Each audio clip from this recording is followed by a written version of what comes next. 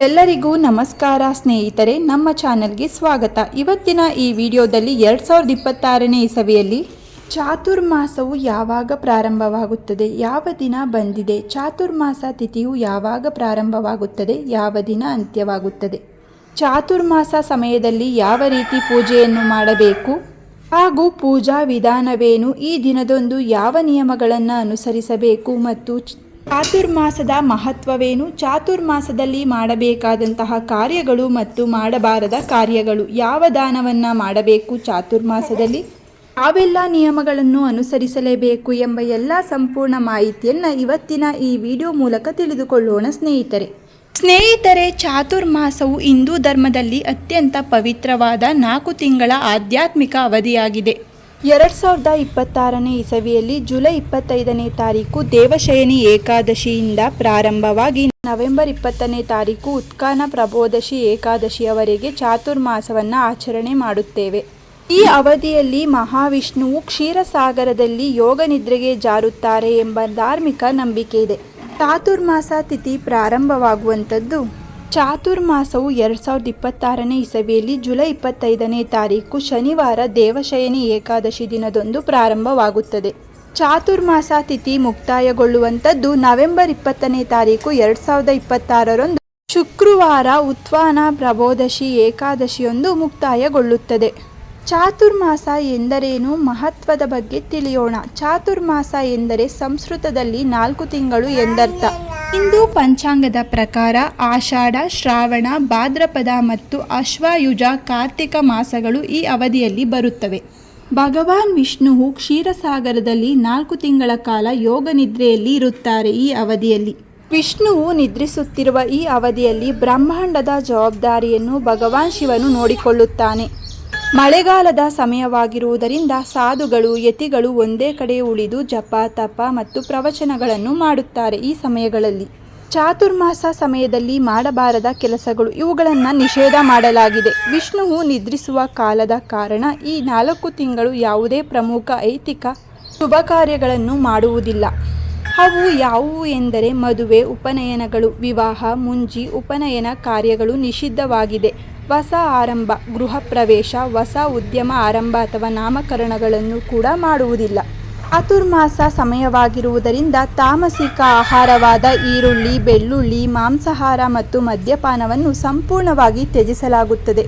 ಆಹಾರದಲ್ಲಿ ಪ್ರಮುಖವಾಗಿ ಕೆಲವು ನಿಯಮಗಳನ್ನು ಅನುಸರಿಸಬೇಕು. 4 ವ್ರತಗಳು. ಚಾತುರ್ಮಾಸದಲ್ಲಿ ಆರೋಗ್ಯ ಮತ್ತು ಧಾರ್ಮಿಕ ದೃಷ್ಟಿಯಿಂದ ಪ್ರತಿ ತಿಂಗಳು ಒಂದೊಂದು ಆಹಾರ ಪದ್ಧತಿಯನ್ನು ತ್ಯಜಿಸುವುದು ನಿಯಮವಿದೆ.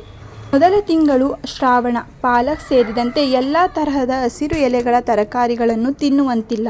2ನೇ ತಿಂಗಳು ಭಾದ್ರಪದ, ಮೊಸರು ಮತ್ತು ಮೊಸರಿನಿಂದ ಮಾಡಿದ ಪದಾರ್ಥಗಳ ಸೇವನೆಯನ್ನು ನಿಷಿದ್ಧ ಮಾಡಲಾಗಿದೆ.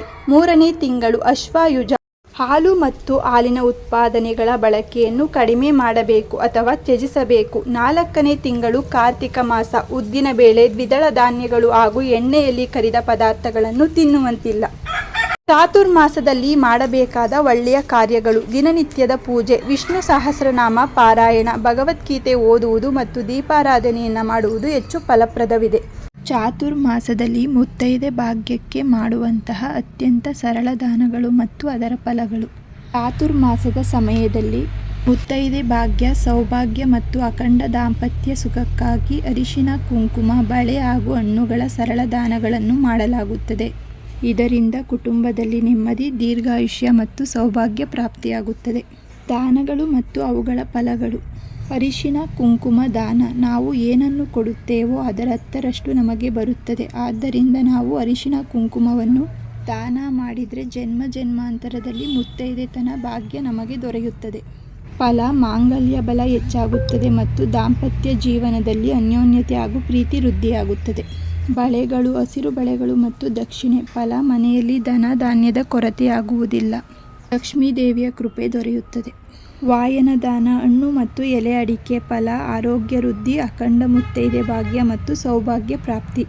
ಕಾಲುಂಗುರ: ಪ್ರತಿ ಮುತ್ತೈದೆಗೆ ಹೋಗಿ ಉಡಿ ತುಂಬಿ ಆಕೆಗೆ ಅರಿಶಿನ, ಕುಂಕುಮ, ಎಣ್ಣೆ, ಶೀಗೆಕಾಯಿ ಕೊಟ್ಟು ಬರಬೇಕು. ಮುತ್ತೈದೆಯರಿಗೆ ಅಥವಾ ಬ್ರಾಹ್ಮಣ ಸುವಾಸಿನಿಯರಿಗೆ ಶ್ರದ್ಧೆಯಿಂದ ಈ ದಾನಗಳನ್ನು ನೀಡುವುದರಿಂದ ಸಕಲ ಪಾಪಗಳು ಪರಿಹಾರವಾಗಿ ಇಷ್ಟಾರ್ಥಗಳು ನೆರವೇರುತ್ತವೆ. ಚಾತುರ್ಮಾಸದ ಸಮಯದಲ್ಲಿ ಸಂತಾನ ಪ್ರಾಪ್ತಿಗಾಗಿ ಹಣ್ಣುಗಳು, ಗೋಧಿ ಅಥವಾ ಕಾಳುಗಳು ಮತ್ತು ವಸ್ತ್ರಗಳನ್ನು ದಾನ ಮಾಡುವುದು ಅತ್ಯಂತ ಸರಳ ಹಾಗೂ ಶ್ರೇಷ್ಠ ದಾನಗಳಾಗಿವೆ. ಈ ದಾನಗಳನ್ನು ಭಗವಾನ್ ವಿಷ್ಣುವಿನ ಪ್ರಸನ್ನತೆಗಾಗಿ ಶ್ರದ್ಧೆಯಿಂದ ಮಾಡಬೇಕು. ಸರಳವಾದ ದಾನಗಳೆಂದರೆ ಹಣ್ಣುಗಳ ದಾನ, ಬಾಳೆಹಣ್ಣು, ಮಾವಿನ ಹಣ್ಣು ಅಥವಾ ಇತರೆ ಸೀಸನಿಗೆ ತಕ್ಕಂಥ ಹಣ್ಣುಗಳನ್ನು ದಾನ ಮಾಡುವುದು. ಅನ್ನ ಮತ್ತು ಧಾನ್ಯ ದಾನ, ಗೋಧಿ, ಅಕ್ಕಿ, ಹೆಸರುಬೇಳೆ ಅಥವಾ ಗೋವಿನ ಜೋಳಗಳಂತಹ ಅಥವಾ ಧಾನ್ಯಗಳನ್ನು ಬ್ರಾಹ್ಮಣರಿಗೆ ಅಥವಾ ಇತರರಿಗೆ ದಾನ ನೀಡುವುದು. ವಸ್ತ್ರದಾನ, ದೇವಸ್ಥಾನದಲ್ಲಿ ಅಥವಾ ಅರ್ಚಕರಿಗೆ ಸಣ್ಣ ಬಟ್ಟೆ ಅಥವಾ ಹೊದಿಕೆಯನ್ನು ದಾನ ಮಾಡುವುದು. ಈ ದಾನಗಳನ್ನು ಮಾಡುವುದರಿಂದ ದೊರೆಯುವ ಫಲಗಳೆಂದರೆ ಸಂತಾನ ಸೌಭಾಗ್ಯ. ದೇವಶಯನಿ ಏಕಾದಶಿಯಲ್ಲಿ ವಿಷ್ಣುವನ್ನು ಆರೈಕೆ ಮಾಡುವ ಈ ದಾನಗಳಿಂದ ತಡೆಹಿಡಿದ ದೋಷಗಳು ನಿವಾರಣೆಯಾಗಿ ಸಂತಾನ ಯೋಗ ಕೂಡಿ ಬರುತ್ತದೆ. ಆರೋಗ್ಯಕರ ಸಂತಾನ, ಸಾತ್ವಿಕ ದಾನದಿಂದ ವಂಶಾಭಿವೃದ್ಧಿ ಮತ್ತು ದೀರ್ಘಾಯಸ್ಸು, ಗುಣವಂತ ಸಂತಾನ ಪ್ರಾಪ್ತಿಯಾಗುತ್ತದೆ. ಪಾಪ ಪರಿಹಾರ, ಇಂದಿನ ಜನ್ಮದ ಕರ್ಮಗಳು ಕರಗಿ ಮನಸ್ಸಿಗೆ ನೆಮ್ಮದಿ ಹಾಗೂ ಕುಟುಂಬದಲ್ಲಿ ಸಂತೋಷ ನೆಲೆಸುತ್ತದೆ. ದಾನ ಧರ್ಮ, ಅನ್ನದಾನ, ವಸ್ತ್ರದಾನ ಮತ್ತು ಬಡವರಿಗೆ ಸಹಾಯ ಮಾಡುವುದರಿಂದ ಪುಣ್ಯ ಲಭಿಸುತ್ತದೆ. ಉಪವಾಸ, ಈ ಅವಧಿಯಲ್ಲಿ ಬರುವ ಏಕಾದಶಿ ವ್ರತಗಳನ್ನು ಕಟ್ಟುನಿಟ್ಟಾಗಿ ಆಚರಿಸಬೇಕು. ಚಾತುರ್ಮಾಸದ ಈ 4 ತಿಂಗಳು ಭಾರತದಲ್ಲಿ ಭಾರೀ ಮಳೆಗಾಲದ ಮಾನ್ಸೂನ್ ಸಮಯವಾಗಿರುತ್ತದೆ. ಮಳೆಯ ಕಾರಣದಿಂದ ಜೀರ್ಣಶಕ್ತಿ ಮಂದವಾಗಿರುತ್ತದೆ ಮತ್ತು ಸಾಂಕ್ರಾಮಿಕ ರೋಗಗಳು ಹರಡುವ ಸಾಧ್ಯತೆ ಹೆಚ್ಚಾಗಿ ಇರುತ್ತದೆ. ಆದ್ದರಿಂದ ಚಾತುರ್ಮಾಸದ ಸಮಯದಲ್ಲಿ ಉಪವಾಸ, ಸಾತ್ವಿಕ ಆಹಾರ ಸೇವನೆ ಮತ್ತು ಆಹಾರದ ಮೇಲಿನ ನಿಯಂತ್ರಣವು ದೇಹದ ರೋಗ ನಿರೋಧಕ ಶಕ್ತಿಯನ್ನು ಹೆಚ್ಚಿಸಲು ಸಹಾಯ ಮಾಡುತ್ತದೆ. ಸ್ನೇಹಿತರೆ, ಇವತ್ತಿನ ಈ ವಿಡಿಯೋದಲ್ಲಿ 2026ನೇ ಇಸವಿಯಲ್ಲಿ ಬಂದಿರುವಂತಹ ಚಾತುರ್ಮಾಸವು ಯಾವಾಗ ಆರಂಭವಾಗುತ್ತದೆ, ಯಾವಾಗ ಮುಕ್ತಾಯಗೊಳ್ಳುತ್ತದೆ, ಚಾತುರ್ಮಾಸ ಆರಂಭ ದಿನಗಳು ಮತ್ತು ಹಾಗೆ ಚಾತುರ್ಮಾಸ ತಿಥಿ ಯಾವಾಗ ಪ್ರಾರಂಭವಾಗುತ್ತದೆ, ಯಾವಾಗ ಅಂತ್ಯವಾಗುತ್ತದೆ, ಚಾತುರ್ಮಾಸ ಎಂದರೇನು, ಚಾತುರ್ಮಾಸದ ಮಹತ್ವವೇನು ಹಾಗೂ ಚಾತುರ್ಮಾಸದಲ್ಲಿ ಯಾವ ಕಾರ್ಯಗಳನ್ನು ಮಾಡಬೇಕು ಮತ್ತು ಯಾವ ಕಾರ್ಯಗಳನ್ನು ನಿಷೇಧ ಮಾಡಬೇಕು, ವೈಜ್ಞಾನಿಕ ಕಾರಣವೇನು, ಚಾತುರ್ಮಾಸದಲ್ಲಿ ಯಾವ ನಿಯಮಗಳನ್ನು ಅನುಸರಿಸಬೇಕು ಎಂಬ ಎಲ್ಲ ಸಂಪೂರ್ಣ ಮಾಹಿತಿಯನ್ನು ಇವತ್ತಿನ ಈ ವಿಡಿಯೋ ಮೂಲಕ ತಿಳಿಸಿದ್ದೇವೆ. ಸ್ನೇಹಿತರೆ, ಇವತ್ತಿನ ಈ ಮಾಹಿತಿ ನಿಮಗೆ ಇಷ್ಟವಾಗಿದ್ದಲ್ಲಿ ಈ ವಿಡಿಯೋವನ್ನು ಲೈಕ್ ಮಾಡಿ, ಹಾಗೆ ನಿಮ್ಮ ಫ್ಯಾಮಿಲಿ ಮತ್ತು ಫ್ರೆಂಡ್ಗೆ ಶೇರ್ ಮಾಡಿ. ಇದೇ ರೀತಿಯ ಮತ್ತಷ್ಟು ಮಾಹಿತಿಗಾಗಿ ನಮ್ಮ ಚಾನಲನ್ನು ಸಬ್ಸ್ಕ್ರೈಬ್ ಮಾಡಿಕೊಳ್ಳಿ. ಮತ್ತೆ ಸಿಗೋಣ ಮತ್ತೊಂದು ಮಾಹಿತಿಯ ಮೂಲಕ. ಎಲ್ಲರಿಗೂ ಧನ್ಯವಾದಗಳು.